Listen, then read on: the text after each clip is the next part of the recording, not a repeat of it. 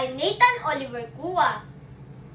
Greece is a country in southeastern Europe. Athens is the capital of Greece. I'll show you the popular and historical places in Greece. Acropolis of Athens. The Acropolis of Athens is one of the most famous ancient archaeological sites in the world.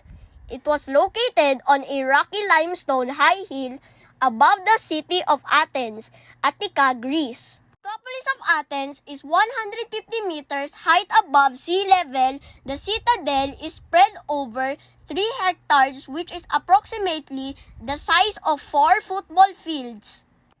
Over the centuries, the Acropolis of Athens was many things: a home to kings, a citadel, a mythical home of gods, a religious center, and a tourist attraction. Today, it is a cultural UNESCO World Heritage Site and home of many temples. Acropolis of Athens have different temples inside. Here are some temples in Acropolis of Athens. Parthenon is probably the most famous surviving site from ancient Greece. It was built in the mid-5th century BCE, and it was dedicated to the Greek goddess Athena Parthenos, the patron of Athens. Standing at the heart of the Acropolis in the center of Athens, the Parthenon is a monument to classical Greek civilization. Erechtheium, also known as the Erechtheion, is located on the north side of the Acropolis of Athens. The temple was dedicated to both Athena and Poseidon. Nesicles is thought to be the architect of this magnificent structure that was constructed between 421 and 406 BCE. The 6 beautiful caryatids, or the Porch of Maidens, female statues placed as supporting structures for the roof, and it was arranged in the shape of a horseshoe. The Porch of Maiden became Poseidon's consolation prize on the Acropolis for losing out to the goddess Athena in the battle to be the city's patron. Temple of Athena, Nike. This temple was dedicated to the Greek goddesses Athena and Nike. Since it was built during 420 BCE, it currently stands as the first fully Ionic temple built at the Acropolis of Athens. The temple stood until 1686 when it was demolished by the Turks. The temple was reconstructed after the independence of Greece in 1834. The temple was again dismantled in 1998 for renovation. Odeon of Herodes Atticus.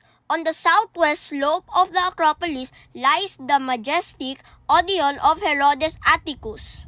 This theater was built in 161 BCE by Herodes Atticus in the memory of his wife Aspasia Annia Regilla.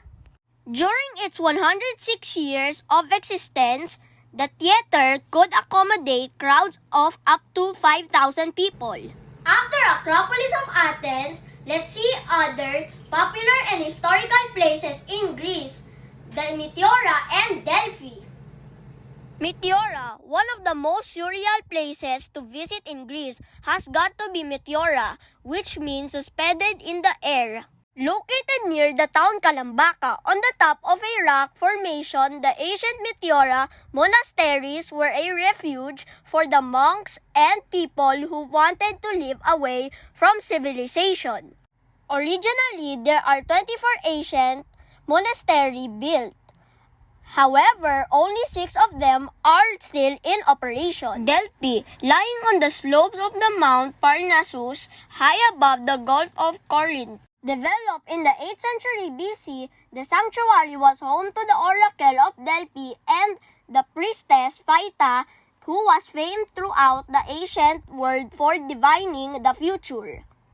The Panhellenic sanctuary of Delphi was dedicated to Apollo, the god of light, knowledge, and harmony. The location was considered by the Greeks be the navel of the earth. According to the myth, Zeus released 2 eagles, one to the east and the other to the west. To find the navel, or the center of the world, the sacred birds met in Delphi. I hope you learn and enjoy the beautiful places in Greece.